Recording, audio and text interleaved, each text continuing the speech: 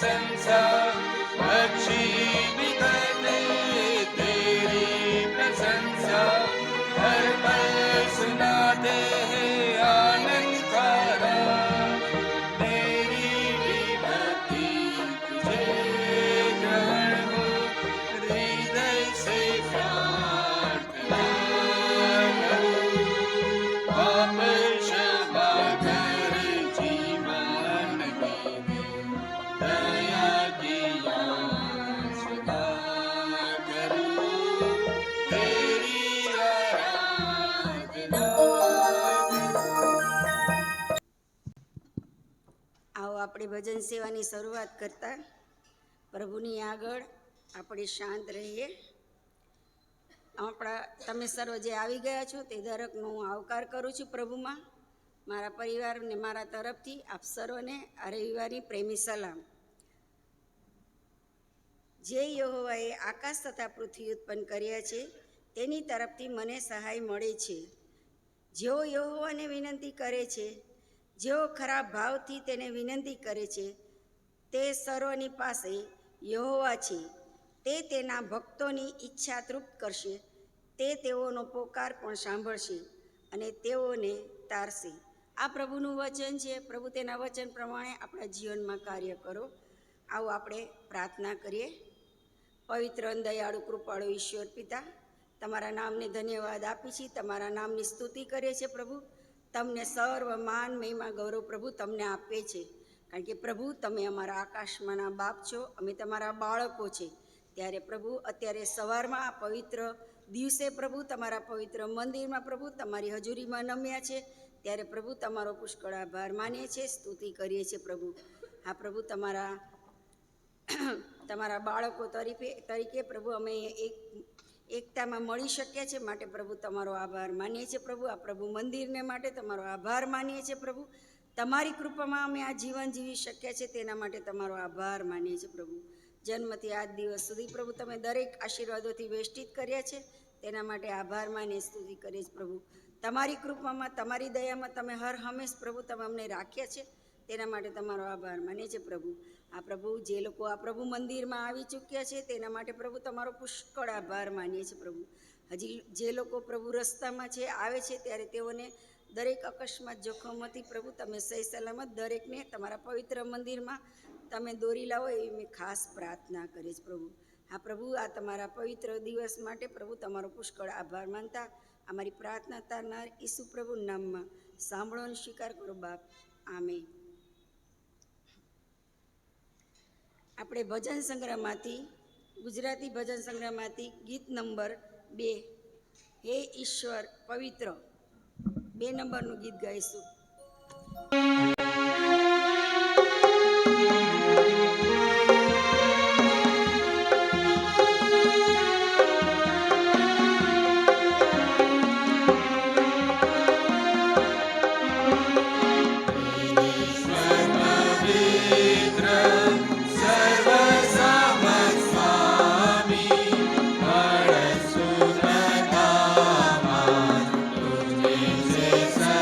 સલામી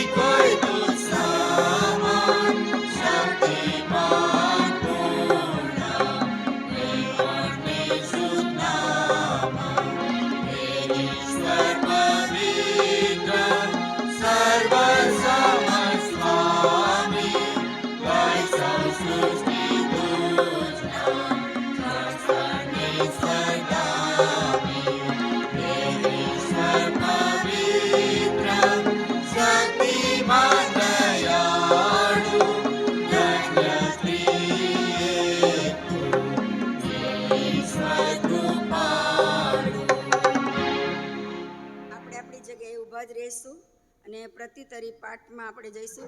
પાઠ નંબર 9.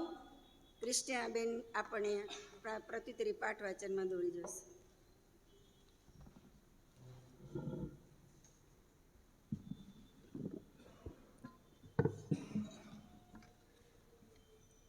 પ્રત્યુત્તરી વાચન પાઠ નંબર 9. ઈશ્વર શ્રદ્ધામાં રહેલી શાંતિ. યહોવા મારું અજવાળું તથા મારું તારણ છે, હું કોનાથી બીવું? યહોવા મારા જીવનનું સામર્થ્ય છે, મને કોનું ભય લાગે? શત્રુઓ મને ઠાર અને ચડી આવ્યા, ત્યારે તેઓ ઠેસ ખાઈને પડી ગયા. જો કે સૈન્ય મારી વિરુદ્ધ છાવણી નાખે તો પણ હું મનમાં ડરીશ નહીં. જો કે મારી વિરુદ્ધ યુદ્ધ ઉઠે તો પણ હું દેવ પર ભરોસો રાખીશ. યહોવા પાસે મેં એક વરદાન માંગ્યું છે કે યહોવાનું મંદિર મારી જિંદગીના સર્વ દિવસો પર્યંત મારું નિવાસ સ્થાન થાય, જેથી હું તેના સૌંદર્યનું અવલોકન કર્યા કરું અને તેના પવિત્ર સ્થાનમાં તેનું ધ્યાન ધરું. કેમ કે સંકટને સમયે તે પોતાના માંડવામાં મને ગુપ્ત રાખશે, પોતાના મંડપને આશ્રય તે મને સંતાડશે, તે મને ખડક ઉપર ચઢાવશે. મારું માથું ઊંચું કરવામાં આવશે અને હું તેના મંડપમાં હર્ષનાદના આગ પણ ચડાવીશ. હું ગાઈશ, હા, યહોવાના સ્તોત્રો ગાઈશ. હે યહોવા, હું મારી વાણીથી વિનંતી કરું છું, ત્યારે તે સાંભળ. વળી મારા પર દયા કરીને મને ઉત્તર દે. મારું મુખ શોધ, એમ તે મને કહ્યું. ત્યારે મારા હૃદયે તેને કહ્યું કે હે યહોવા, હું તારું મુખ શોધીશ. આ જીવનમાં હું યહોવાની દયાનો અનુભવ કરીશ. એવો જો મેં વિશ્વાસ ન કર્યો હોત તો હું નિર્ગત થઈ જાત. યહોવાની વાંચજો, બળવાન થા અને હિંમત રાખ. હા, યહોવાની વાંચજો. આમેન. આપણે બેસીએ. ક્રિસ્ટિયાનાબેનનો આભાર સ્તુતિ. આપણે સર્વજગ આભાર સ્તુતિ અને પાપ કબૂલાતની પ્રાર્થનામાં આપણને અરુણભાઈ દોરી જશે. આપણે પ્રાર્થના કરીએ પહેલાં હું એક ગીતની ટેક ગાવા માગું છું, જે પ્રાર્થનાને અનુરૂપ છે. ઉઠાતે હે તેરા નામ, तेरी स्तुति करते हुए घुटनों पर हम आकर करते हैं तुझसे प्रार्थना. आओ આપણે પ્રાર્થનામાં નમીએ. અમારા ઊંચ અને ઉન્નત રાજ્યાસન પર બિરાજમાન અમારા રાજાઓના રાજા અને પ્રભુના પ્રભુ, તમારી સ્તુતિ કરીએ છીએ, તમારો આભાર માનીએ છીએ. પ્રભુ, તમે પુનરુત્થાન પામેલા એવા ઈશ્વર તમે અમને મળ્યા છો. એટલું જ નહીં, પણ પ્રભુ તમે અમને તમારા દીકરા દીકરી તરીકે પસંદ કર્યા છે. એને માટે પ્રભુ અમે તમારો આભાર માનીએ છીએ. પ્રભુ, તમે અમને પ્રેમ કરો છો, અમારી પ્રાર્થના સાંભળો છો, એના જવાબ આપો છો, એના માટે આભાર માનીએ છીએ. પ્રભુ, અમે તમારી પાસે આવવાને માટે યોગ્ય નથી, કારણ કે પ્રભુ અમે જાણતા અજાણતા ભૂલો અપરાધો કરીએ છીએ. ત્યારે પ્રભુ તમે અમને અમારા પાપોની માફી આપો છો, કારણ કે તમે દયાળુ અને કરુણાળુ ઈશ્વર છો. કોપ કરવામાં ધીમા અને દયા કરવામાં ઉતાવળા એવા ઈશ્વર, અમે તમારા પવિત્ર નામને આદર માન અને મહિમા આપીએ છીએ. એના માટે અમે તમારો આભાર માનીએ છીએ. વાલા પ્રભુજી, અત્યારે વાલા પ્રભુજી અમે જેવા છીએ તેવા તમારા ચરણોમાં નમેલા છીએ. ત્યારે આબા બાપ કહીને અમે તમને હાંક મારીએ છીએ, કારણ કે વાલા પ્રભુજી તમે આજથી 2025 વર્ષ પહેલાં બેથલેમ ગામની ગભાણમાં અમારા પાપોની સારું જન્મ લીધો. પ્રભુ, તમે દેવી પુત્ર હોવા છતાં પણ માનવ સ્વરૂપ ધારણ કરીને આ પૃથ્વી પર અમારા માટે આવ્યા. અને વાલા પ્રભુજી તમે ઘણા બધા ચમત્કારો કર્યા, સારા કામો કર્યા, ભલા કામો કર્યા, કારણ કે પ્રભુ તમે ભલા છો, સારા છો. હા વાલા પ્રભુજી, અમારા પાપોની માફી મળે એના માટે પ્રભુ તમે બલિદાન આપી દીધું. હાથે પગે ખીલાના માર સહન કર્યા, 39 કોરડાના માર સહન કર્યા પ્રભુ, અને માથા પર કાંટાનો મુંગટ પ્રભુ પહેરાવવામાં આવ્યો. અને વાલા પ્રભુજી તમારું અપમાન કરવામાં આવ્યું. તમે નિષ્કલંક અને નિષ્પાપી હોવા છતાં પણ તમે અમારા માટે પ્રભુ તમે સઘળી યાતનાઓ મૂંગે મોઢે સહન કરી એના માટે અમે તમારો આભાર માનીએ છીએ વાલા પ્રભુજી. અમારા પાપો માફ થાય એના માટે પ્રભુ તમે તમારું કિંમતી લોહી બેબડાવ્યું એના માટે અમે તમારો આભાર માનીએ છીએ વાલા પ્રભુજી. ખાસ પ્રાર્થના કરીએ છીએ વાલા પ્રભુજી, અમે તમારો આભાર માનીએ છીએ કારણ કે તમે અમને જીવંત રાખ્યા છે, તાજગી તંદુરસ્તી આપી છે, એને માટે અમે તમારો આભાર માનીએ છીએ પ્રભુ. આભાર માનીએ છીએ તમે અમને સ્વતંત્રતા આપી છે પ્રભુ. અમે પૂરા મનથી તમારી સ્તુતિ કરી શકીએ છીએ. હાલેલુયા વાલા પ્રભુજી. અમે તમારું ભજન કરી શકીએ છીએ એના માટે અમે તમારો આભાર માનીએ છીએ પ્રભુ. તમે અમને પાળક સાહેબ આપેલા છે એના માટે આભાર માનીએ છીએ. સુંદર પ્રભુ મંદિર આપેલું છે એના માટે અમે તમારો આભાર માનીએ છીએ વાલા પ્રભુજી. વાલા પ્રભુજી તમે અમને તમારા કિંમતી અને પવિત્ર અને અદ્ભુત વચનો આપેલા છે એના માટે અમે તમારો આભાર માનીએ છીએ પ્રભુ. તમે અમને આત્મિક સંગત આપી છે એના માટે આભાર માનીએ છીએ. તમે અમને સારા ઘરબાર આપેલા છે, નોકરી ધંધા આપેલા છે એને માટે અમે તમારો આભાર માનીએ છીએ. તમે અમને સેવકાઓ અને સેવિકાઓ આપેલા છે એને માટે અમે તમારો આભાર માનીએ છીએ પ્રભુ. અમે ગમે તેવી વિકટ પરિસ્થિતિમાં હોય વાલા પ્રભુજી ત્યારે અમે તમને પ્રાર્થના કરી શકીએ છીએ કારણ કે તમે અમને પ્રાર્થના રૂપી હથિયાર આપેલું છે એને માટે અમે તમારો પુષ્કળ આભાર માનીએ છીએ.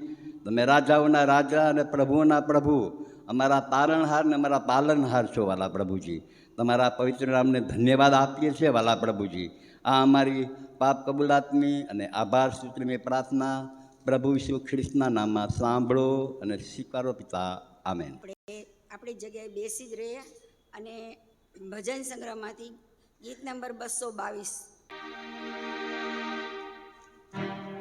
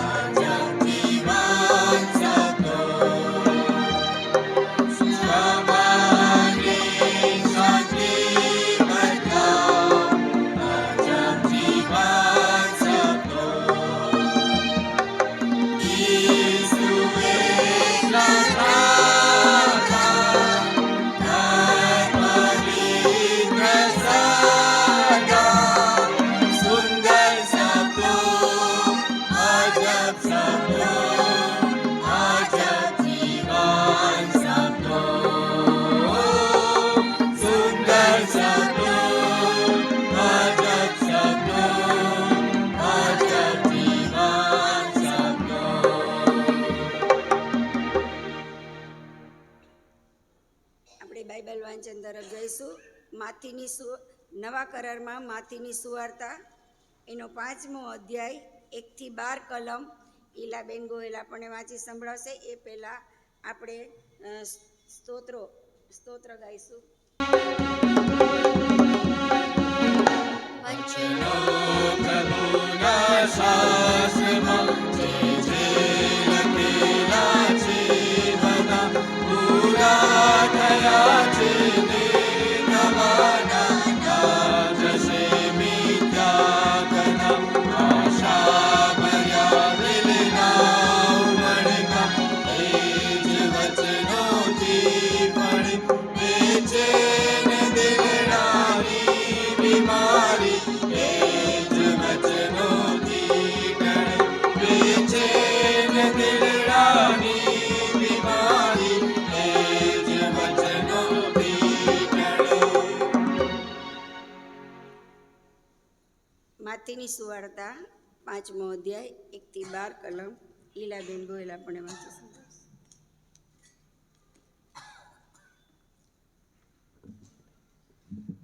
આપણે પ્રભુના વચનો વાંચીએ તથા સાંભળીએ. નવા કરારમાં માથી 5, 1 થી 12. ત્યારે ઘણા લોકોને જોઈને તે પહાડ પર ચડી ગયો અને તેના બેઠા પછી તેના શિષ્યો તેની પાસે આવ્યા અને તેણે પોતાનો મોં ઉઘાડીને તેઓને ઉપદેશ કરતાં કહ્યું કે આત્મામાં જેઓને રાગ છે તેઓને ધન્ય છે, કેમ કે આકાશનું રાજ્ય તેઓનું છે. જેઓ શોક કરે છે તેઓને ધન્ય છે, કેમ કે તેઓ દિલાસો પામશે. જેઓ નમ્ર છે તેઓને ધન્ય છે, કેમ કે તેઓ પૃથ્વીનું વતન પામશે. જેઓને ન્યાયપણાની ભૂખ તથા તરસ છે તેઓને ધન્ય છે, કેમ કે તેઓ ધરાશે. દયાળુને ધન્ય છે, કેમ કે તેઓ દયા પામશે. મનમાં જેઓ શુદ્ધ છે તેઓને ધન્ય છે, કેમ કે તેઓ દેવને જોશે. સલાહ કરાવનારાઓને ધન્ય છે, કેમ કે તેઓ દેવના દીકરા કહેવાશે. ન્યાયપણાને લીધે જેઓની સતાવણી કરાય છે તેઓને ધન્ય છે, કેમ કે આકાશનું રાજ્ય તેઓનું છે. જ્યારે લોકો તમારી નિંદા કરે ને પૂઠે લાગશે ને મારે લીધે તમારી વિરુદ્ધ તરતરની ભૂંડી વાત અસત્યતાથી કહેશે, ત્યારે તમે ધન્ય છે. તમે આનંદ કરો તથા ઘણા હરખાવો, કેમ કે આકાશમાં તમારો બદલો મોટો છે. કેમ કે તમારી અગાઉ પ્રબોધકોની પૂઠે તેઓ એમ જ લાગ્યા હતા. આ પ્રભુનું વચન છે. ઈલાબેનનો આભાર. મેં વિનંતી કરી તે જ દિવસે તે મને ઉત્તર આપ્યો અને આત્મબળ આપીને મને બળવાન કર્યો, અને જે કંઈ તમે વિશ્વાસથી પ્રાર્થનામાં માંગશો તે સઘળું તમે પામશો. ઈશ્વર આપણા રાજા છે, ઈશ્વર આપણું જીવન છે. દરેક પાપમાંથી આપણને મુક્તિ અપાવે છે અને તેનાથી જ આપણને શાંતિ મળે છે. એ જ વિશ્વાસ સાથે આપણે ગીત ગાઈએ. ગીત નંબર 86. ઓ હાલેલુયા.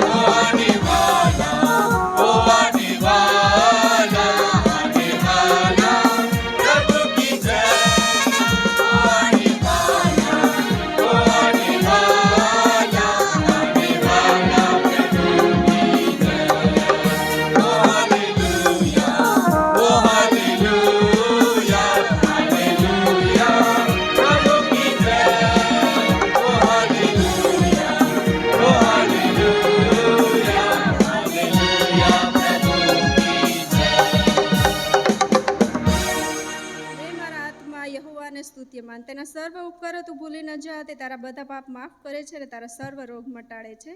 એ વિશ્વાસ સાથે ગીત ગાएंगे. ગીત નંબર 105, આવાજ ઉઠાएंगे.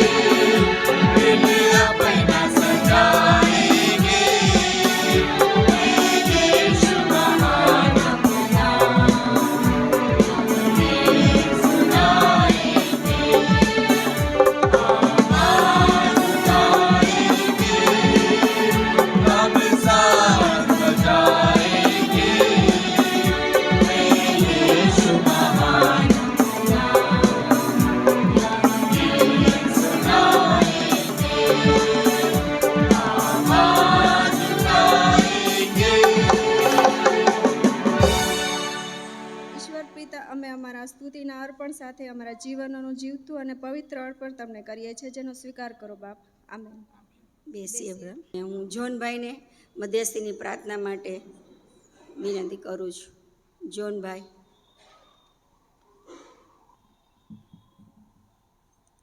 આપણે પ્રાર્થના કરીએ. પ્રભુ ઈસુ ખ્રિસ્તની અવિરત ચાલુ રહેતી મધ્યસ્થીની પ્રાર્થનામાં આપણે જોડાઈએ. પરમ પવિત્ર પવિત્ર અતિ પવિત્ર અમારા સૈન્યના જીવતા અને જાગતા દેવ યહોવા બાપ, જીવંત અને વહાલા અમારા પ્રેમાળ પ્રભુ પિતાજી, ઉપકાર તથા આભાર માનતા અને સ્તવન કરતા અત્યારે આ સુંદર મજાના પવિત્ર શાબાત દિનના સવારના સમયને માટે અમે તમારા બાળકો અમારા પાપી મસ્તકો નમાવતા તમારી હજુરમાં નમેલા છે, ત્યારે અમે તમારો આભાર જ માનીએ છીએ.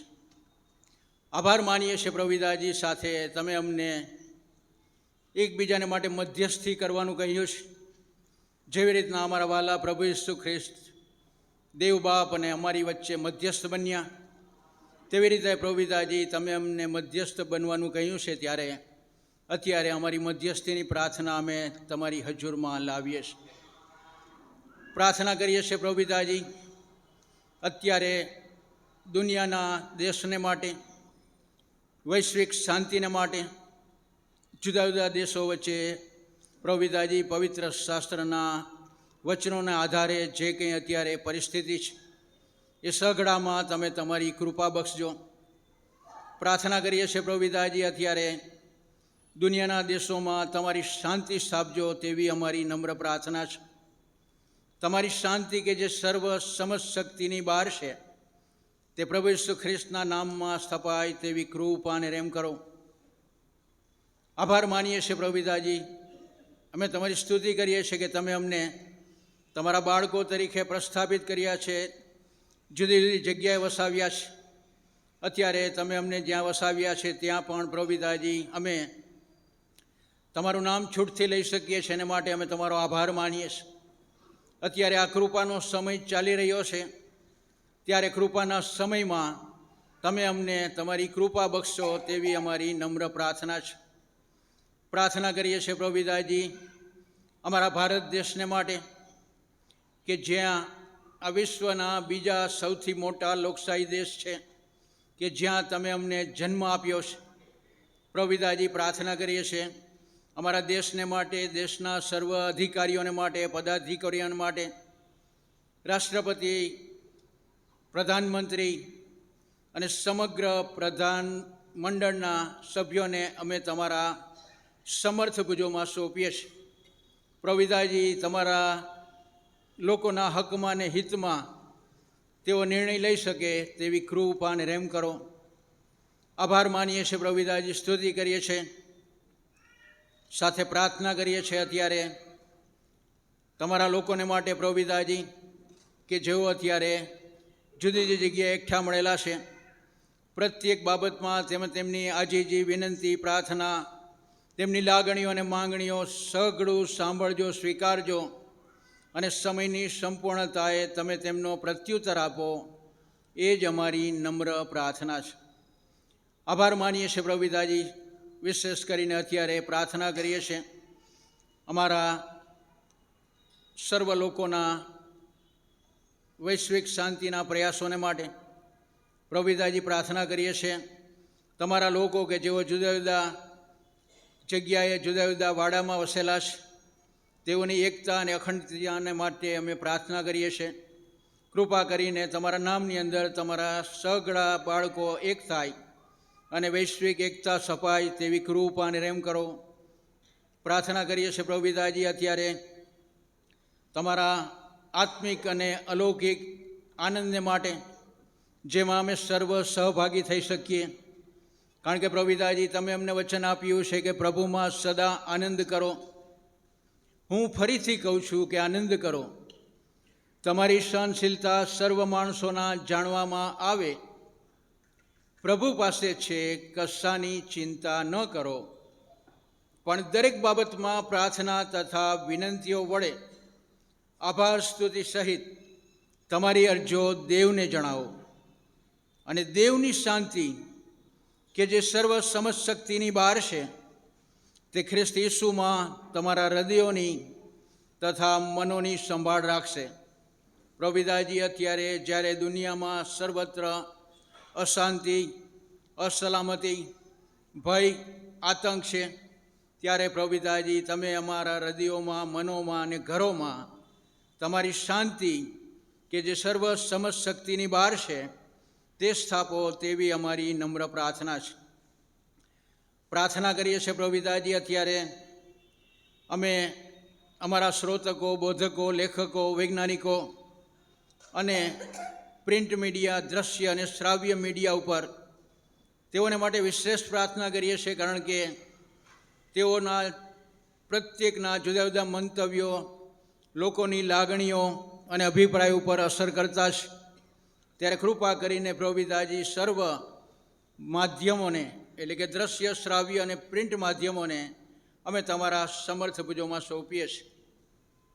તમારી કૃપા, તમારી દયાની અંદર તમે સર્વને સમેટી રાખજો તેવી અમારી નમ્ર પ્રાર્થના છે.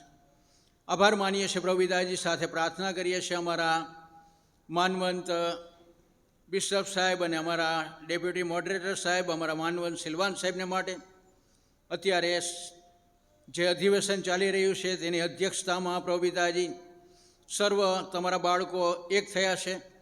ત્યારે અધિવેશનમાં જે કંઈ નિર્ણયો લેવામાં આવે, જે કંઈ ચર્ચા, વિચારણા, પરામર્શ કરવામાં આવે, એ સઘળું તમારા લોકોના હકમાં ને હિતમાં હોઈ શકે તેવી કૃપા અને રેમ કરો તેવી અમારી નમ્ર પ્રાર્થના છે. આભાર માનીએ છીએ પ્રભુ પિતાજી, સ્તુતિ કરીએ છીએ. સાથે પ્રાર્થના કરીએ છીએ તમે આમ દરેકને પ્રભુ પિતાજી જુદા જુદા નોકરી, ધંધા, વ્યવસાય આપ્યા છે. ત્યારે અમે પ્રાર્થના કરીએ છીએ કે જેઓ રાત પાળીમાં નોકરી કરે છે, જેઓ અમારા માટે રાત્રિ દરમિયાન જાગરણ કરીને સવારે અમારી જરૂરિયાતો પૂરી પાડે છે, એ સઘળા રાત પાળીમાં નોકરી કરતા તમારા બાળકોને માટે, સર્વ બાળકોને માટે પ્રાર્થના કરીએ છીએ. તેઓની તંદુરસ્તીને તમે બરકરાર રાખો તેવી અમારી નમ્ર પ્રાર્થના છે. પ્રભુ પિતાજી, પ્રાર્થના કરીએ છીએ અત્યારે અમારા ભારત દેશને માટે, અમારા ભારત દેશના સર્વ અધિકારીઓ, પદાધિકારીઓને માટે અમે પ્રાર્થના કરીએ છીએ. અમારા ગુજરાત રાજ્યના મુખ્યમંત્રી, રાજ્યપાલ અને પ્રધાનમંડળના સર્વ સભ્યોને અમે તમારા સમર્થ ભુજોમાં સોંપીએ છીએ.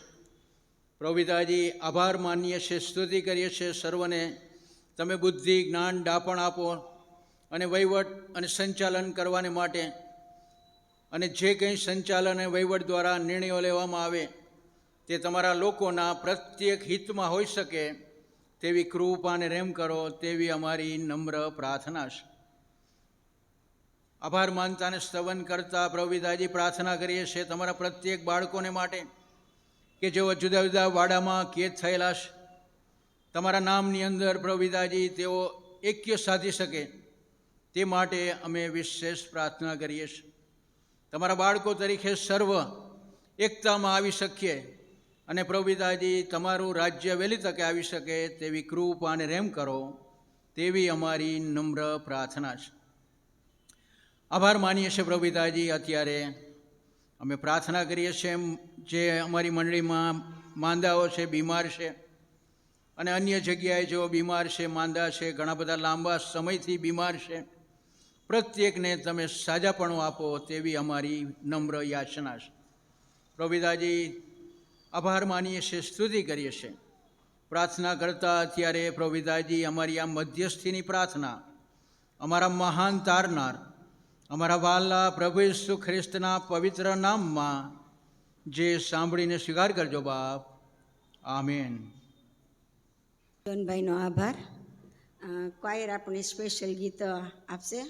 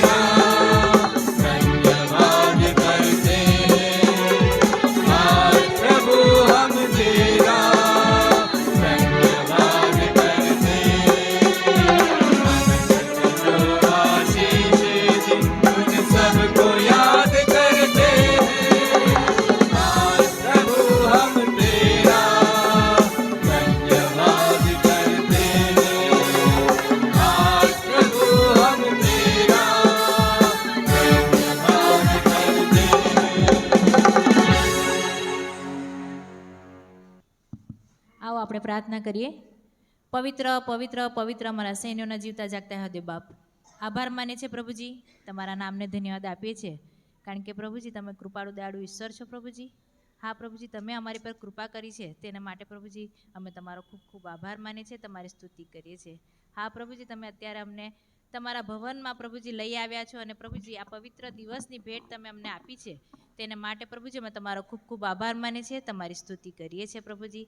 આજના વચનો જે વાંચવામાં આવ્યા છે ત્યારે પ્રભુજી અહીંથી જ્યારે પુલપીટ પરથી પોકારવામાં આવે ત્યારે પ્રભુજી અમારા દરેકને તમે તમારી કૃપા પૂરી પાડજો પ્રભુજી. ખાસ પ્રભુજી અમે અમારા માટે પ્રાર્થના કરીએ છીએ પ્રભુજી, અમારા હૃદયોને તમે ખોલો અને પ્રભુજી જે વચન પુકારવામાં આવે ત્યારે પ્રભુજી અમારા હૃદયની સાથે વાત કરે, વ્યવહાર કરે અને અમારું જીવન અમે તમને સમર્પિત કરી દઈએ પ્રભુજી. એવી કૃપા તમારી પાસે માંગીએ છીએ, કારણ કે તમારું વચન અમને કહે છે પ્રભુજી, ઘાસ સુકાઈ જશે અને ફૂલ ચીમડાઈ જશે પણ તમારું વચન સદા એવાને રહેવાનું છે. ત્યારે પ્રભુજી અમે તમારી પાસે પ્રાર્થના વિનંતી કરીએ છીએ પ્રભુજી કે અમારા હૃદયોમાં એ વચન પ્રભુજી કાયમ રહે પ્રભુજી, અને બીજાઓને અમે તમારા વચનો કહી શકીએ, જેથી કરીને પ્રભુજી તમારા દિવસો જ્યારે નજદીક છે આવવાના ત્યારે પ્રભુજી અમે દરેકને તમારા આગળ લાવી શકીએ અને તમારું હરેક જીવ પ્રભુજી તમારા આગળ ઘૂંટણે નમે પ્રભુજી, એવી કૃપા તમારી પાસે માંગીએ છીએ. આ વચનને પ્રભુજી તમે અમારા હૃદયમાં રાખજો પ્રભુજી, અને અમે તમારા મહિમાને અર્થે વપરાઈએ એવી કૃપા માંગતા આ અમારી પ્રાર્થના વિનંતી પ્રભુ શ્રી કૃષ્ણના નામમાં માંગીએ છીએ. સાંભળ સ્વીકાર કરો બાપ. આમીન.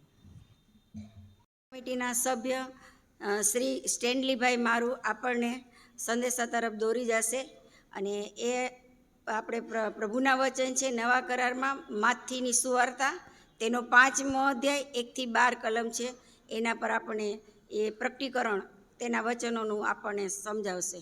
સ્ટેનલીભાઈ મારું. આપ સર્વને આજના દિવસની પ્રેમી સલામ. સાથે પ્રભુનો આભાર માનું છું કે આ સેવા મને સોંપવામાં આવી અને પ્રભુની કૃપા દ્વારા જે વચનો પ્રભુએ મારી સાથે વાત કરી અને એ હું તમારી સાથે શેર કરવા માગું છું.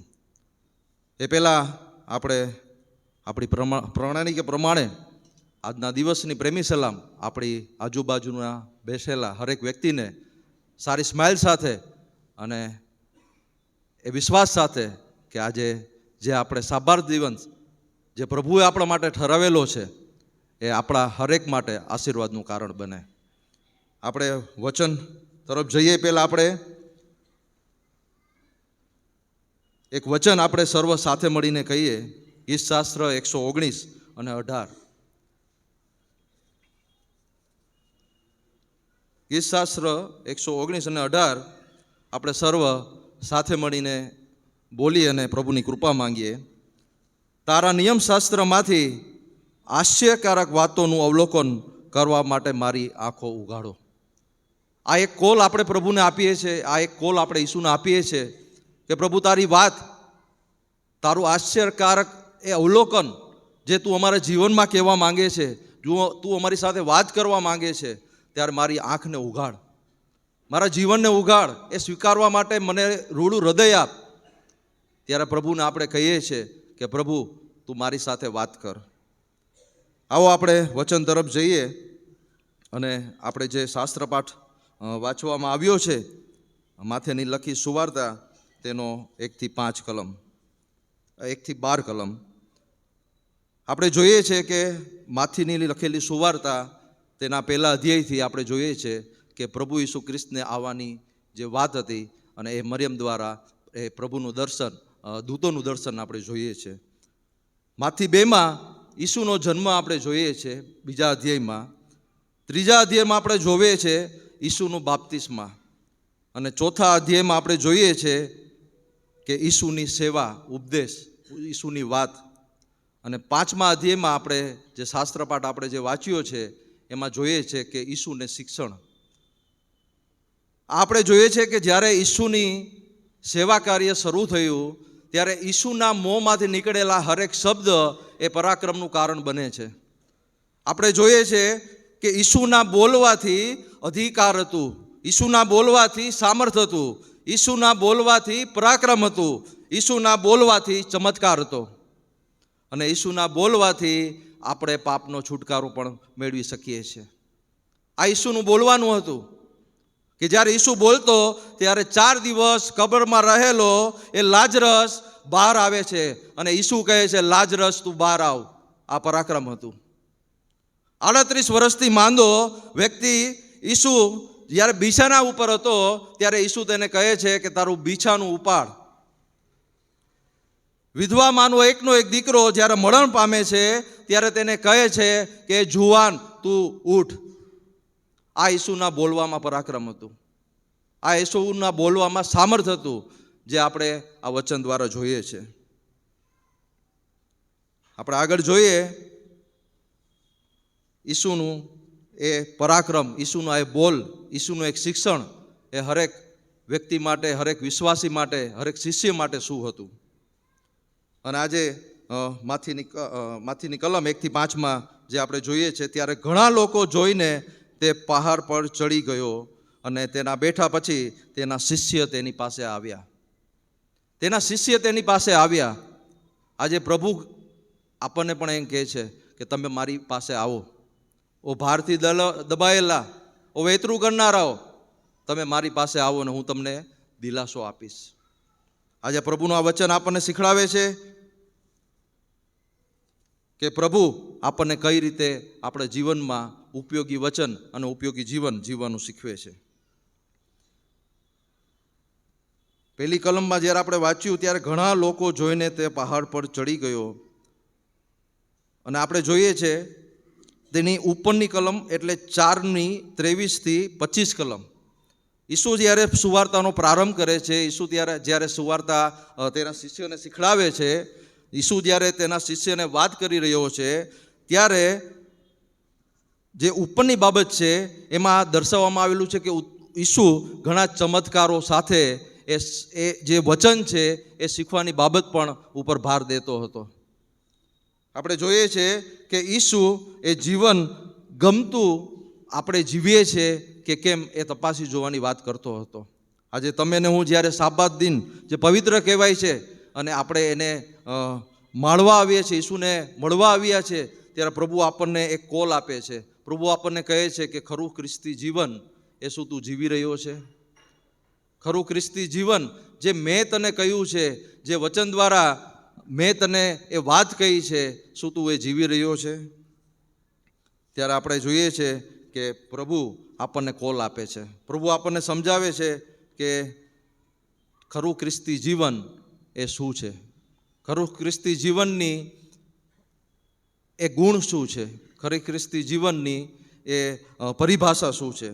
ત્યારે આપણે જોઈએ છે કે ઘણી વખત આપણે પહેલી કલમમાં આપણે જોઈએ છે કે ઈસુ જ્યારે પહાડ પર ચડે છે, પણ એ પહાડનો ઉલ્લેખ ઘણી વખત આપણે જોઈએ છે કે જૂના કરારમાં પણ આપણને જોવા મળે છે.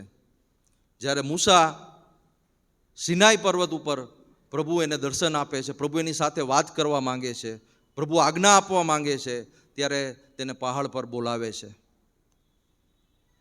જ્યારે એલિયાની સાથે પ્રભુ વાત કરવા માંગે છે, તેની સાથે વ્યવહાર કરવા માંગે છે, ત્યારે એ પર્વત પર જાય છે.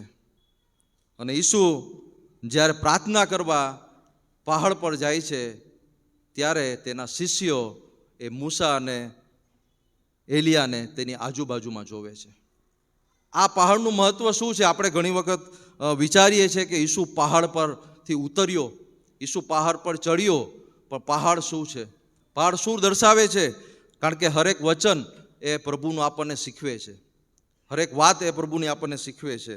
તો આ જે વચન છે કે પહાડ આપણને એ દર્શાવે છે કે ઈસુ પર આપણું ધ્યાન કેન્દ્રિત કરવું, ઈસુ ઉપર આપણી નજર રાખવી, ઈસુ ઉપર આપણી દ્રષ્ટિ કરવી. ગીતશાસ્ત્ર 121 કહે છે, હું પર્વતો તરફ મારી આંખો ઊંચી કરીશ, મને ક્યાંથી સહાય મળે. એ સહાય માંગવાની વાત છે, એ પ્રભુને કોલ આપવાની વાત છે. અને જે આકાશ અને પૃથ્વી ઉત્પન્ન કર્યા તેનાથી આપણને સહાય મળે છે. આપણે જોઈએ છે કે 1 થી 12 કલમમાં પ્રભુ ધન્યતા વિશેની વાત કહે છે કે આત્મામાં જેવો રાગ છે તેવો ધન્ય છે, જેવો શોક કરે છે તેવો ધન્ય છે. એવી રીતે જો ધન્યતાને આપણે જોઈએ તો 9 વખત ધન્યતાનો શબ્દ આમાં ઉપયોગ કરવામાં આવેલો છે. પણ ધન્યતા આપણે જે વચન છે એને આપણે કઈ રીતે જોઈએ છે? ધન્યતા એટલે શું? જો જગતની રીતે આપણે જોઈએ છે તો ધન્યતા એટલે ભાગ્યશાળી, ધન્યતા એટલે નસીબદાર, ધન્યતા એટલે વખાણ કરવા. કોઈ બાબતમાં આપણે એવું કામ કરીએ ત્યારે આપણને કહેવામાં આવે છે કે આ સારું છે, તે બહુ સારું કર્યું, ત્યારે આપણને અંદરથી એમ થાય છે ધન્યતા. પણ એ છે જગતની ધન્યતા. પણ જ્યારે ધન્યતાની વાત આવે છે ત્યારે પ્રભુ કહે છે એ ધન્યતા નહીં, પણ મારી દ્રષ્ટિમાં યોગ્ય પાત્ર તું છે એ ધન્યતા. પ્રભુની દ્રષ્ટિમાં આપણે ધન્યતાની વાત કરીએ છીએ અને પ્રભુ એ ચાહે છે કે ધન્યતા એ મારી દ્રષ્ટિમાં તું કર. આપણે જોઈએ છે બીજી કલમ, અને તેણે પોતાનું મોં ઉઘાડીને તેઓને ઉપદેશ કર્યો.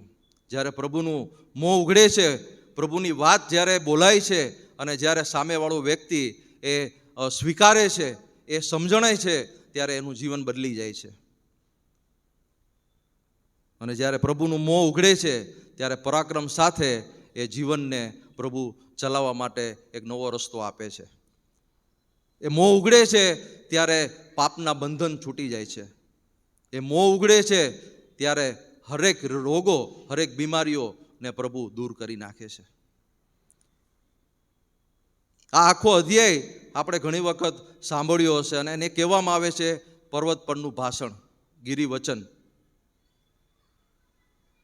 આપણે ત્રીજી કલમમાં જોઈએ કે પ્રભુનું વચન શું કહે છે? આત્મામાં જેવો રાગ છે તેઓને ધન્ય છે, કેમ કે આકાશનું રાજ્ય તેઓનું છે.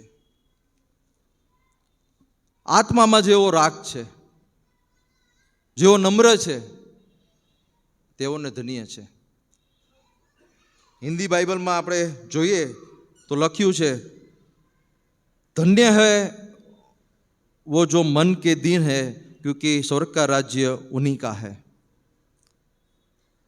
ઘણી વખત આપણે આપણા મનને, આપણા વિચારોને એ હઠીલા જીવન સાથે આપણે જીવીએ છીએ ત્યારે હઠેલું મનને પ્રભુ કઈ રીતે જોવે છે. પણ પ્રભુ આપણને શીખવે છે, ઈસુ આપણને શીખવે છે કે પ્રભુ ઈસુ પોતે દેવ હોવા છતાં દેવ હોવાનું પકડી રાખ્યું નહીં. પણ આપણે માણસ તરીકે ઘણી વખત આપણી જીદના કારણે, આપણા એ હઠીલા મનની કારણે આપણે નમતું ક્યારેય મૂકતા નથી.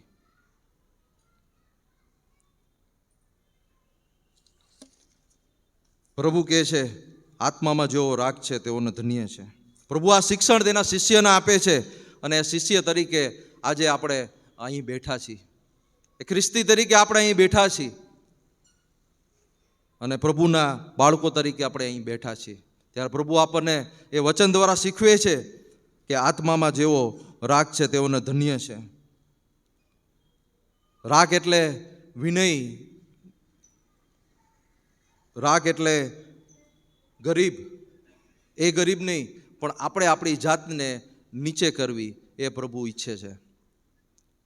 એ દેવોનો દેવ, રાજાનો રાજા આપણને એના જીવન દ્વારા શીખડાવે છે કે હું એ પરાક્રમ, એ ક્રિએટર, એ સૃષ્ટિનો રચનાર, જો હું તમારા માટે એક ગંદી ગભાણમાં હું જ્યારે જન્મ લઉં છું, પ્રભુ આપણને શીખવે છે કે હું આવો નમ્ર છું તો તમે પણ નમ્ર થાવ. પ્રભુ આપણને શીખવે છે કે હું પરાક્રમી દેવ હોવા છતાં તમારા જીવનમાં તમારા એ પ્રોબ્લેમ માટે, તમારા એ પાપ માટે હું મારા જીવનનું બલિદાન દેવા માટે આવ્યો છું. પ્રભુ પોતાના જીવનને નમ્ર કરે છે. પ્રભુ પોતાના જીવનને નીચે કરે છે. પ્રભુ આ શિક્ષણ તમને અને મને આપે છે કે નમ્રતા એ હરેક વ્યક્તિમાં હોવી જોઈએ અને શિષ્ય તરીકે તો ચોક્કસ હોવી જોઈએ, કારણ કે આ ઉપદેશ અને શિષ્ય માટે એક પર્ટિક્યુલર શબ્દ વાપરવામાં આવેલો છે. શિષ્ય પ્રભુને અનુકરણ કરનાર, પ્રભુને માનનાર.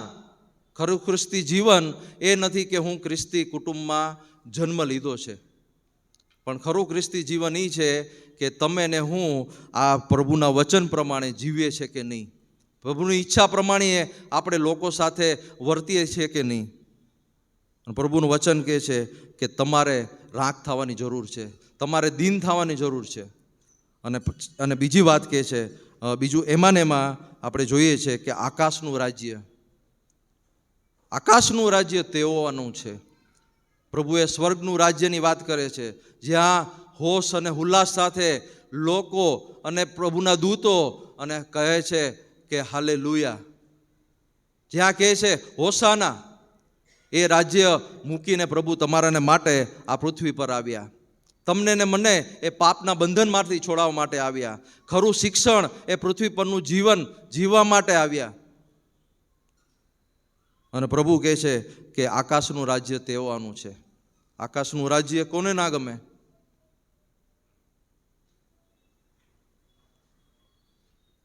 પ્રભુનું વચન કહે છે કે આકાશનું રાજ્ય તેઓનું છે. જેઓ શોક કરે છે, ચોથી કલમમાં આપણે જઈએ, જેઓ શોક કરે છે તેઓને ધન્ય છે, કેમ કે તેઓ દિલાસો પામશે. શોક કરવો એટલે શું? શોક કરવું એટલે પ્રભુના ધાર્યા પ્રમાણે આપણે આપણા જીવનમાં રહેલી હરેક બાબતોને સમજવી. શોક કરવું એટલે આપણે આપણા પાપને કબૂલ કરવા. શોક કરવું એ કે આપણે એ પ્રભુની ઈચ્છા પ્રમાણે નથી જીવતા, પણ આપણે સમજીએ છીએ કે પ્રભુ હા હું પાપી છું. અને પ્રભુ કહે છે કે શોક કરે છે તેઓને ધન્ય છે. પ્રભુ ઈચ્છે છે કે હરેક વ્યક્તિ શોક કરે. અહીંયા જે ઉપદેશ છે એ શિષ્યને આપવામાં આવેલો છે, પણ ચોથા અધ્યાયમાં 23મી કલમમાં પ્રભુ કહે છે કે હરેક વ્યક્તિ માટે આ સુવાર્તા આપવામાં આવેલી છે. આ મારા માટે નહીં, તમારા માટે નહીં, પણ હરેક પૃથ્વી પર રહેનારા પ્રભુએ બનાવેલા, પ્રભુના હાથે બનાવેલા વ્યક્તિ માટેની આ પ્રભુ વાત કરે છે. અને શોક આપણને શું ઉત્પન્ન કરે છે આપણે જોઈએ. જેઓ પોતાના પાપ અને પોતાની પાપી સ્થિતિ પર શોક કરે છે તેઓને ધન્ય છે. તેમને દિલાસો આપવાનું વચન પ્રભુએ આપેલું છે. પ્રભુની જ્યારે આપણે આજ્ઞા માની છીએ, પ્રભુનું જ્યારે આપણે વચન પાડી છીએ, ત્યારે પ્રભુ ચોક્કસપણે આપણને એ દિલાસાનું એ વિશ્વાસ આપ્યો છે.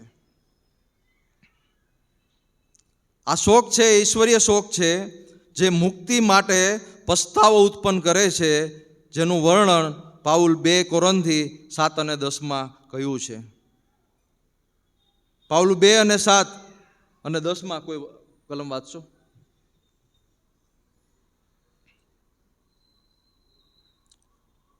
પાઉલ પ્રેરિત વર્ણન જે કરે છે 2 કોરિન્થી 7 અને 10, કોઈ વચન વાંચશે?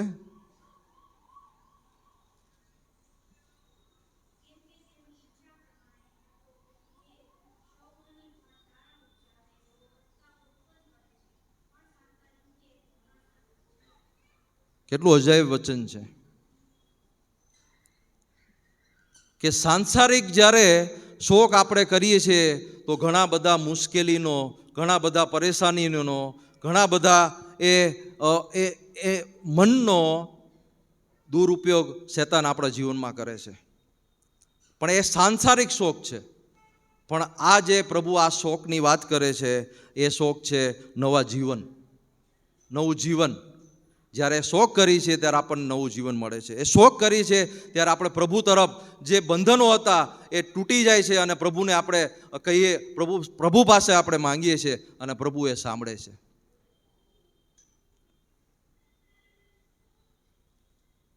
પ્રભુ કહે છે કે શોક કરે છે તેઓને ધન્ય છે, કેમ કે તે દિલાસો પામશે. પ્રભુ તરફથી એ દિલાસો મળે છે. ઘણી વખત સાંસારિક શોક છે, કોઈ દુઃખી વ્યક્તિ છે, આપણે એની પાસે જઈએ છીએ અને 2 મિનિટમાં આપણે એની ગમતી વાત કરીએ છીએ. કંઈ વાંધો નહીં, કંઈ ચિંતા ન કરતો, બધું સારું થશે. પણ એ શોક છે એ ક્ષણિક ભણનો શોક છે. એ શોખ છે એ થોડા સમય માટેનો શોખ છે, પણ પ્રભુએ આપેલો જે વર્ણન કરેલોનો શોખ છે એ છે ધન્યતા. એ શોખ છે કે પ્રભુ આપણને નવા જીવન તરફ દોરી જાય છે. આવો આપણે 5મી કલમ તરફ જઈએ. જેઓ નમ્ર છે તેઓને ધન્ય છે, કેમ કે તેઓ પૃથ્વીનું વતન પામશે.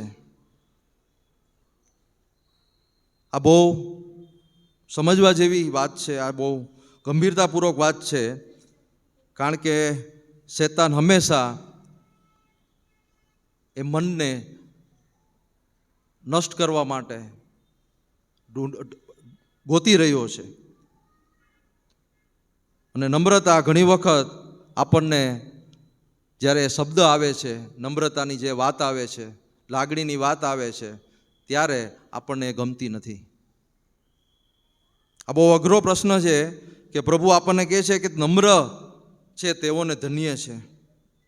નમ્રતા એ આપણા જીવનમાં હોવી જોઈએ એવું પ્રભુનું આ વચન કહે છે. એવું ઈસુ આપણને કહે છે કે નમ્રતા હરેક વ્યક્તિ માટે એ આશાનું કારણ છે. નમ્રતા એ ધન્યતાનું કારણ છે. જેઓ નમ્ર છે તેઓને ધન્ય છે, કેમ કે તેઓ પૃથ્વીનું વતન પામશે. નમ્રતાનો એ અર્થ નથી કે પોતાની જાતને નીચું માનવું, પોતાની જાતને નીચું કરવું. નમ્રતા એ છે કે પોતાની જાતની કદર કરવી. ઘણી વખત એવા પ્રશ્ન, એવા વિષય ઉપર આપણે ચર્ચામાં ઉતરી જઈએ છીએ ત્યારે આપણે આપણું હઠેલું મન એ પકડી રાખીએ છીએ અને આપણો જે ઈરાદો છે એ સામેવાળા વ્યક્તિને સાર્થક કરવા દેતા નથી. એ હઠીલું મન પણ ઘણી વખત આપણે જોઈએ છીએ કે પ્રભુના સેવકો, પ્રભુને અનુસરનાર લોકો, પ્રભુને જાણનાર લોકો, પ્રભુના વચન ઉપર ચાલનાર લોકો એ જતું કરવામાં વધારે માને છે. ત્યારે સાક્ષી ઉત્પન્ન થાય છે. ત્યારે પ્રભુ કહે છે કે આ મારો વાલો દીકરો છે, પ્રભુ કહે છે આ મારી વાલી દીકરી છે. નમ્રતા જ્યારે આપણા જીવનમાં આવે છે ત્યારે આપણે જીવનનો બદલાવ થાય છે. નમ્રતા જ્યારે આવે છે ત્યારે નમ્રતાના ગુણ આપણા જીવનમાં આવે છે. નમ્રતાના ગુણ પ્રેમ, આનંદ, શાંતિ, ધીરજ, કૃપા, ભલાઈ, સંયમ એ આપણા જીવનની અગત્યા બની જાય છે. કદાચ આપણે ધારીએ છીએ પણ આપણે કોઈને નુકસાન પહોંચાડી શકતા નથી. કદાચ આપણે ધારીએ છીએ કે હું આ વ્યક્તિની સામે બોલું પણ પ્રભુ એને રોકે છે. શેતાન ઘણી વખત એ મનથી ઘણા વ્યક્તિને આપણા બોલવાથી દુઃખ પહોંચાડવાની વાત કરે છે, ત્યારે ઘણી વખત આપણે એ સારા સંબંધોને, સારા વ્યક્તિને ખોઈ બેસીએ છીએ. ઘણી વખત એ નમ્રતા આપણે ભૂલી જઈએ છીએ ત્યારે આપણે પ્રભુથી દૂર જઈએ છીએ. પણ જ્યારે નમ્રતાવાળો વ્યક્તિ એ પ્રભુને અનુસરતું જીવન જીવે છે ત્યારે હંમેશા એ આપણને ગમે છે. એ પોતાની સાક્ષી, એ પોતાના જીવન દ્વારા, નમ્રતા દ્વારા એ આપણને દેખાડે છે. અને આપણે જોઈએ છે કે ઘણી વખત પ્રભુના સેવક પાસે આપણને જવાનું ગમે છે. ઘણી વખત એવા વ્યક્તિ પાસે આપણને જવાનું ગમે છે, કારણ કે એના વિચારો, એની વાણીઓ, એનું વર્તન એ કેવું હોય છે? પ્રભુને અનુસરનારું હોય છે, નમ્રતાવાળું હોય છે.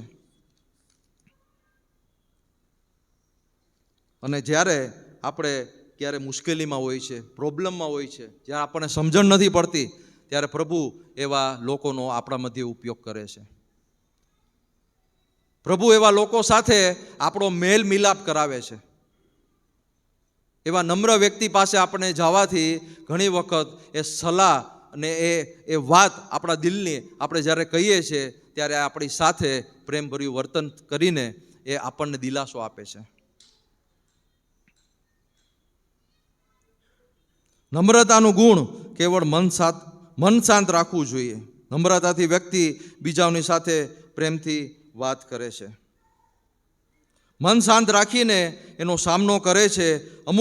અમુક લોકોને લાગે છે કે નમ્ર લોકો તો સાવ કમજોર હોય છે.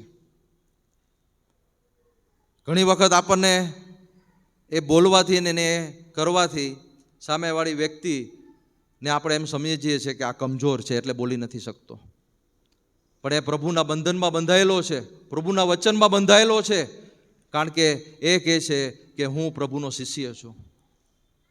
એ કહે છે કે હું પ્રભુની આજ્ઞા માનનાર વ્યક્તિ છું, પણ એ કમજોર નથી.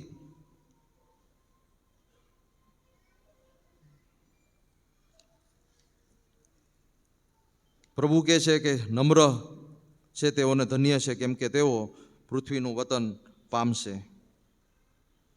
અને પૃથ્વીનું વતન પ્રભુએ આપણને ચોક્કસ આ પૃથ્વી ઉપર રહેનારી હરેક વાનાઓ, પૃથ્વી પર રહેનાર હરેક આશીર્વાદો, જ્યારે આપણે પ્રભુનું વચન અને વાંચીએ છીએ અને એને અનુકરણ કરીએ છીએ, એને આપણા જીવનમાં અમલ કરીએ છીએ, ત્યારે પ્રભુ કહે છે કે પૃથ્વીનું વતન પામશે. 5મી કલમ આપણે જોઈ નમ્રતા. 6ઠી કલમ જોઈએ, જેઓને ન્યાયપણાની ભૂખ તથા તરસ છે તેઓને ધન્ય છે, કેમ કે તેઓ ધરાશે. હિન્દી બાઇબલમાં 6ઠી કલમ આ રીતે કહે છે કે धन्य है वे जो धार्मिकता के भूखे हैं प्यासे हैं क्योंकि वो तृप्त हो जाएंगे. જેઓને ન્યાયપણાની ભૂખ છે, જેઓને ધર્મની ભૂખ છે.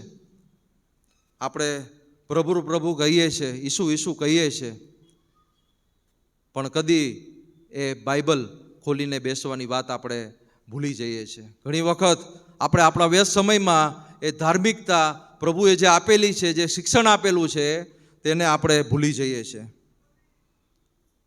ત્યારે પ્રભુ કહે છે કે ભૂખ અને તરસ એ તમને આપેલા આ વચનની હોવી જોઈએ, એ ધાર્મિકતાની હોવી જોઈએ.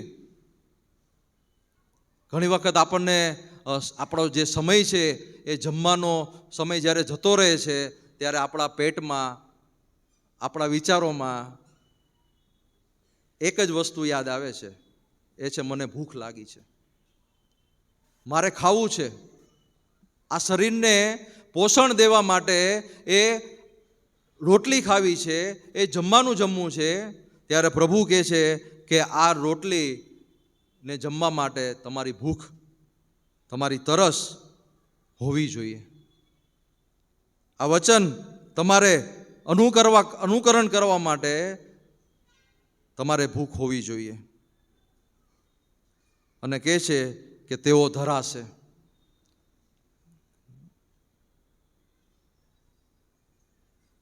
તેઓ ધરાશે.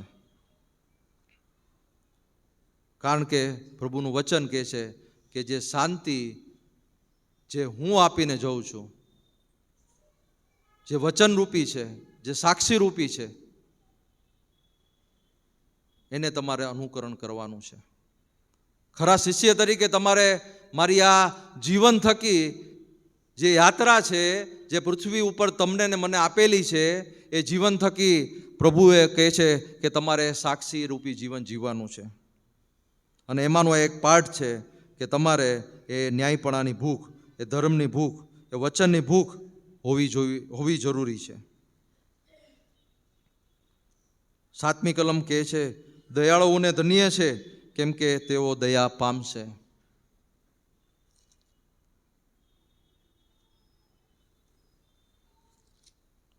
માથી અને 6 અને 14માં કહે છે કેમ કે જો તમે માણસોને તેઓના અપરાધ માફ કરો તો તમારો આકાશમાંનો બાપ પણ તમને માફ કરશે. આપણે એ દયા રાખવાની જરૂર છે જે પ્રભુએ તમને ને મને આપેલી છે. તમને ને મને પ્રભુ શીખવાડે છે કે દયાળુ વ્યક્તિ બનવાથી શું થાય છે. દયાળુ વ્યક્તિ બનવાથી પ્રભુ તમને શું આપે છે. પ્રભુ કહે છે કે દયાળુ અને ધન્ય છે, કેમ કે તેઓ દયા પામશે. પ્રભુ આપણને સાક્ષી આપે છે. પ્રભુ આપણને એમનું જે જ્યારે ક્રૂસ ઉપર જ્યારે તેમને લઈ જવામાં આવતા હતા, જ્યારે તેમને રસ્તા ઉપર મારવામાં આવતા હતા, જ્યારે એની ઉપર હાથ ઉપાડવામાં આવતો હતો, જ્યારે એની ઉપર થૂંકવામાં આવ્યું હતું, જ્યારે તેના હાથ અને પગ ઉપર ખીલ્લા મારવામાં આવતા હતા, છતાં પ્રભુએ હરેક લોકો માટે એ દયા દર્શાવી અને કહ્યું કે પ્રભુ આ શું કરે છે તે જાણતા નથી. આ દયાની વાત છે કે ગમે તેવી પરિસ્થિતિ, ગમે તેવું પરીક્ષણ શેતાન આપણી ઉપર લાવે છે, પણ આપણે એ દયાની જે પરિભાષા છે, જે પ્રભુએ આપણને કહી છે કે તમારે હરેક વ્યક્તિ ઉપર દયા રાખવાની જરૂર છે, કેમ કે તો તમે દયા પામશો.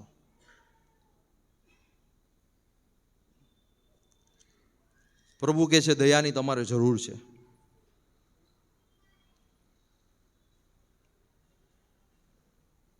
આઠમી કલમમાં આપણે જોઈએ, મનમાં જેવો શુદ્ધ છે તેઓને ધન્ય છે, કેમ કે તેઓ દેવને જોશે.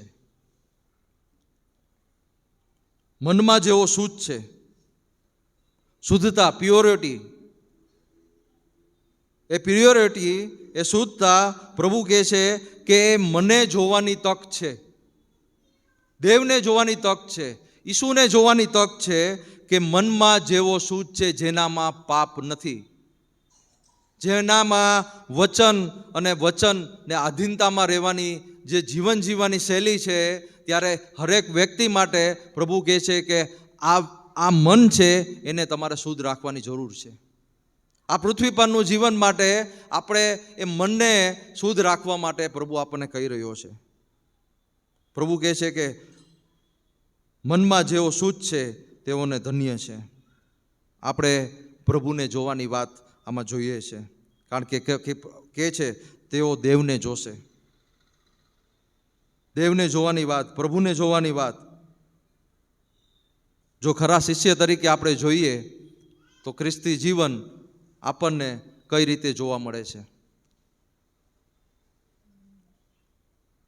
આજે જે પવિત્ર અને સાબર દિન છે એ પાળવા માટે આપણે આવ્યા છે, એ શીખવા માટે આવ્યા છે, પ્રભુને મળવા માટે આવ્યા છે, પ્રભુનું વચન સાંભળવા માટે આવ્યા છે. પણ પ્રભુ કહે છે કે આ વચન સાંભળવા અને પાળવા માટે મેં તમને આજ્ઞા આપી છે. એ હૃદયમાં આપણે સેવ કરીને અહીંથી જવાનું છે. એ હૃદયમાં આપણે પ્રભુને એ કોલ આપીને જવાનું છે કે પ્રભુ, હા, તારા વચન પ્રમાણે હું જીવીશ. કારણ કે આ જે વિષય છે એ છે શિષ્ય માટેનો.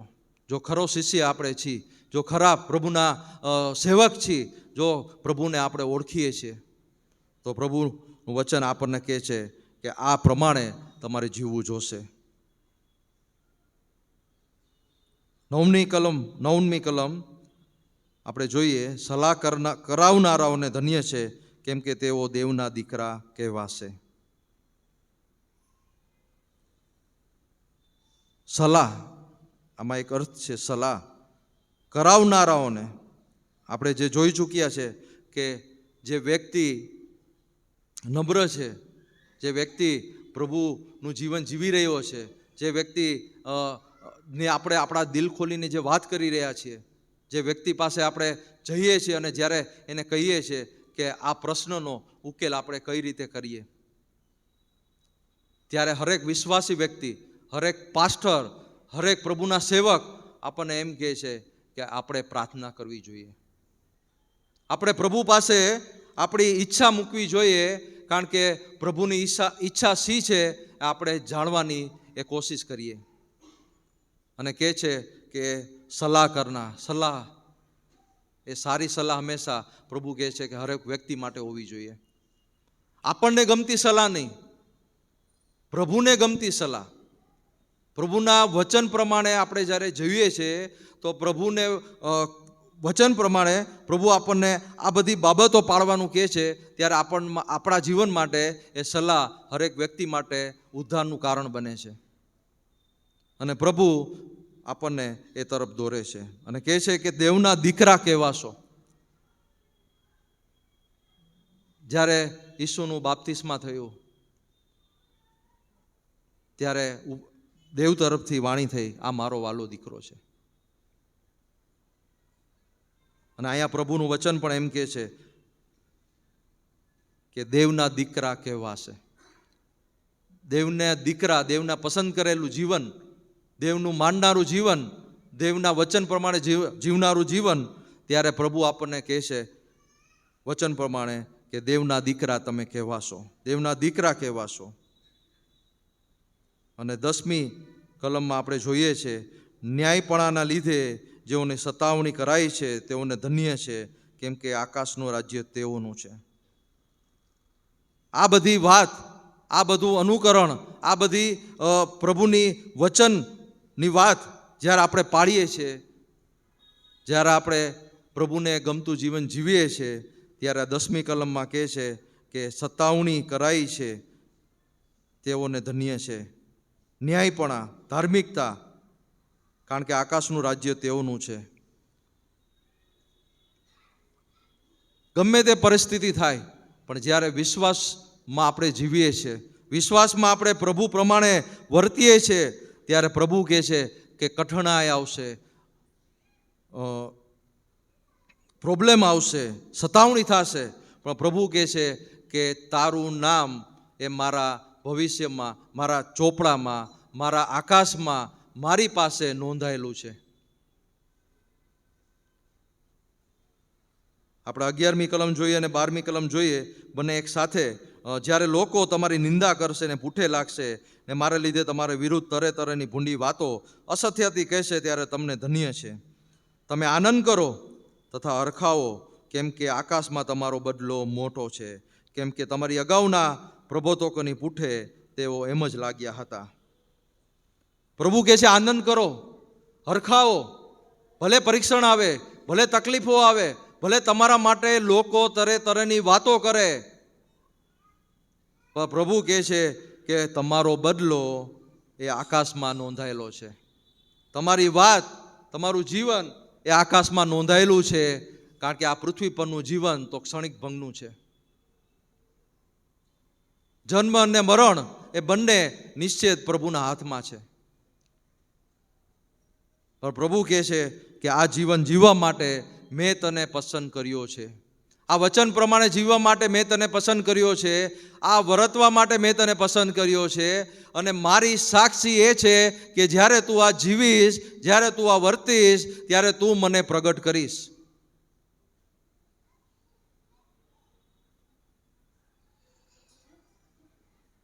પ્રભુનો આભાર માનીએ કે પ્રભુએ આવા અમૂલ્ય વચન તમને ને મને આપ્યા છે. પ્રભુ ગઈકાલે અને આજે સદા સર્વકાળ એવું ને એવો છે. એ માફી આપે છે, એ કોલ આપે છે કે મારા દીકરા, મારી દીકરી, જો તું બંધનમાં છે, જો તું તારા એ કાર્યમાં છે કે જે મને નથી ગમતું, તો આજે તક છે કે આપણે પ્રભુને કહીએ કે પ્રભુ હું આ રહ્યો. પ્રભુને કહીએ કે પ્રભુ હા, હું તારા વચન પ્રમાણે જીવીશ, હું ખરો ખ્રિસ્તી તારા વચન પ્રમાણે ઓળખાઈશ. અને પ્રભુ તો એનું પરાક્રમ ચાલુ જ રાખશે. આજથી 2026 વર્ષ પહેલાં પણ પ્રભુએ એ વચન કહ્યા, અને આજે પણ પ્રભુ એ વચન તમને ને મને કહે છે. એ અમૂલ્ય વચન માટે પ્રભુનો આભાર માને છે, પ્રભુની સ્તુતિ કરીએ છીએ કે આવા વચન માટે પ્રભુએ આપણને સમજણ માટે આપણી ભાષામાં આપણને સમજાય એવા અમૂલ્ય વચન આપ્યા.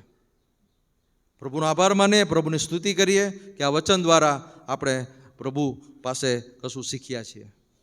પ્રભુનો આભાર માને.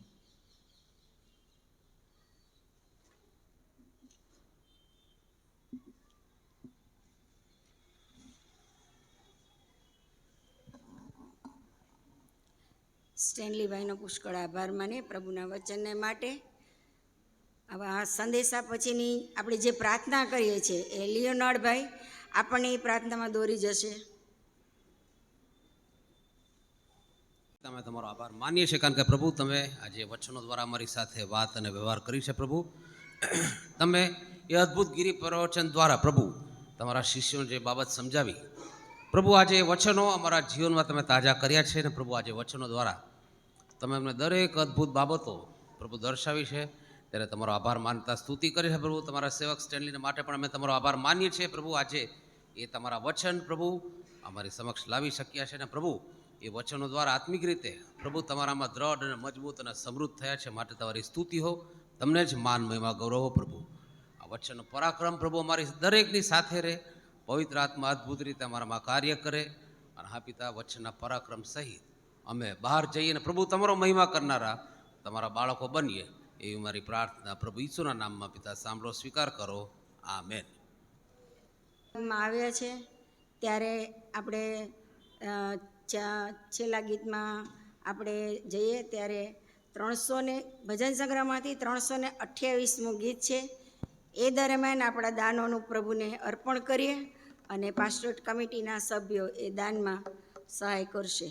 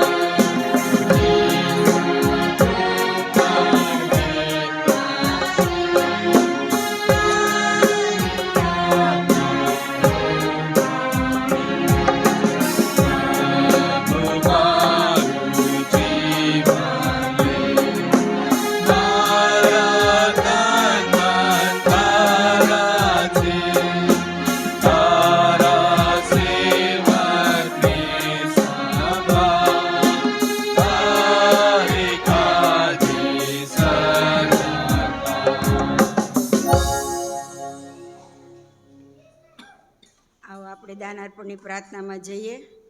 હું રેનીસેનભાઈને પ્રાર્થનાની વિનંતી કરીશ અને આભાર સ્તુતિના જે દાનો આવ્યો છે તે વાંચી સંભળાવશે. યોવન નાડાર 2000 રૂપિયા, નાડાર રાજુભાઈ તરફથી 5000 રૂપિયા દશાંશનું દાન છે અને રેની સંજય પાન તરફથી પારકગૃહ માટે દાન આપવામાં આવ્યું છે. આવો પ્રાર્થના કરીએ, આવો આપણે આપણી જગ્યા પર ઊભા થશું. પિતા, આ સમયે અમે તમારો આભાર માનીએ છીએ, તમારા નામની સ્તુતિ કરીએ છીએ. પિતા, તમે જીવતા પરમેશ્વર દેવ છો. પિતા, હા પિતા, આભાર માનીએ છીએ, સ્તુતિ કરીએ છીએ. પિતા, વચન દ્વારા તમે અમારી જોડે વાતને વ્યવહાર કરો છો. પિતા, એ જીવતું પવિત્ર વચન પિતા અમારા જીવનને સાર્થક કરવાને માટે પવિત્ર આત્મા દેવની આગેવાનીમાં પિતા તમે અમને આગળ લઈ જાઓ છો. આભાર માનીએ છીએ, સ્તુતિ કરીએ છીએ. પિતા, જે પહાડ પરના સંદેશમાં પિતા અમારા માટે લખવામાં આવ્યું છે, શિષ્યોએ સાંભળ્યું છે, પ્રભુ ઈસુએ બોધ આપ્યો છે પિતા, એ પ્રમાણે ચાલવાને માટે શક્તિ, સામર્થ્ય, બળ પિતા તમે અમને પૂરા પાડો તેવી અમારી પ્રાર્થનાને વિનંતી છે. પિતા, આભાર માનીએ છીએ. પિતા, આ સમયે પિતા તમે આપેલા આશીર્વાદોમાંથી જૂજ અર્પણ અમે તમને ચડાવીએ છીએ. પિતા, ખાસ પિતા આ સમયે પિતા અમારા દાનોની સાથે અમારા શરીરનું, અમારા હૃદયનું ને પિતા અમારા જીવનનું અર્પણ તો તમને આપીએ છીએ. પિતા, આ પિતા તમે તેનો 60, 70, 100 ગણો બદલો દરેકને આપો તેવી અમારી પ્રાર્થનાને વિનંતી છે. પિતા, આગળની ભક્તિ સભાને પિતા તમે લીડ કરો, આશીષથી ભરપૂર કરો, વિશ્વાસ સહિત પિતા અમે આગળ જઈએ અને પિતા તમારો આશીર્વાદ તમે અમારા ઉપર આપો તેવી અમારી પ્રાર્થનાને વિનંતી છે. પિતા, જેવા છીએ તેવા તમારા હાથમાં સોંપાઈ જઈએ છીએ. પ્રભુ ઈસુ ખ્રિસ્તના નામથી માંગ્યું છે અને વિશ્વાસથી કબૂલ કર્યું છે. બાપ, આમેન. પ્રભુની શીખવેલી પ્રાર્થના સાથે બોલીએ. આકાશમાં અમારા બાપ, તમારું નામ પવિત્ર મનાવ, તમારું રાજ્ય આવો, જેમ આકાશમાં તેમ પૃથ્વી પર તમારી ઈચ્છા પૂરી થાવ. દિવસની અમારી રોટલી આજ અમને આપો, જેમ અમે અમારું ઋણ માફ કર્યા છીએ તેમ તમે અમારા ઋણો અમને માફ કરો. અમને પરીક્ષણમાં ન લાવો પણ ગુંડાઈથી અમારો છૂટો કરો, કેમ કે રાજ્ય તથા પરાક્રમ તથા મહિમા સરકાર સુધી તમારા છે. આમેન.